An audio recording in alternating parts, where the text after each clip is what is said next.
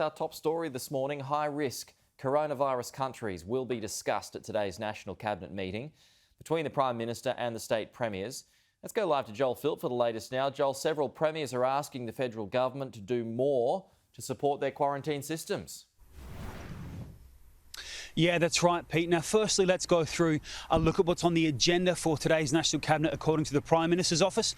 So what we're going to see is that standard epidemiology update where the data about the spread of the virus will be explored.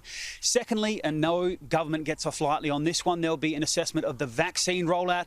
And of course, there have been criticism at various levels of government for a slow rollout. And thirdly, there'll be an assessment of high-risk countries. So what Australia wants, of course, from those high-risk countries is that anyone travelling here to Australia needs to provide a negative PCR test within 72 hours before their flight if they indeed want to come here. And of course, atop that list would have to be India, and the federal government has banned all flights coming in from India at this stage. So those are the core issues that will be discussed. What we have seen in recent days, of course, premiers really making it clear to the federal government that they want more to be done for their state's quarantine systems. We've seen the Western Australian Premier Mark McGowan recently saying he doesn't want to build a costly, purpose-built facility that could take up to a year to get up and running, but he says the answer is staring us right in the face, that the federal government has facilities like defence facilities or detention facilities on Christmas Island that could be used to this. We've had the federal government really hit back at those suggestions so far, but Mark McGowan also says the federal government should not have allowed so many people to travel to India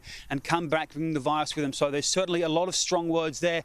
In the meantime, the Victorian government has also suggested plans for a purpose-built quarantine facility with up to 500 beds. It's announced a location for that to be built in Melbourne's north, next to an existing pet facility. Now, this is on federal government ground. It also wants the federal government to pay for this facility, even though it's going to pay for the design costs. So that's certainly a different suggestion to that we've seen from the other states.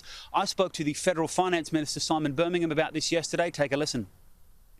We're willing to work through the detailed options that they've put forward, which are a bit of a contrast to some of the other ideas that have come from other states. Victoria has, to their credit, gone through a process and put forward some detail around their proposals, and we'll do that. There won't be any quick responses the next day to something that we've only just received that is as significant as what they've come up with. It will take time, and really all of this is making it clear that National Cabinet is a heavily politicised affair. We've seen in recent weeks an agreement between the states and the federal government for vaccines for people over the age of 50 to be offered out, the AstraZeneca vaccine that is. That'll take place from May 3 onwards, and GPs will have access to those AstraZeneca vaccines for the Phase 2A cohort from May 17 onwards. So despite the public disagreements, things definitely are getting done behind closed doors. Pete? OK, Joel, thank you.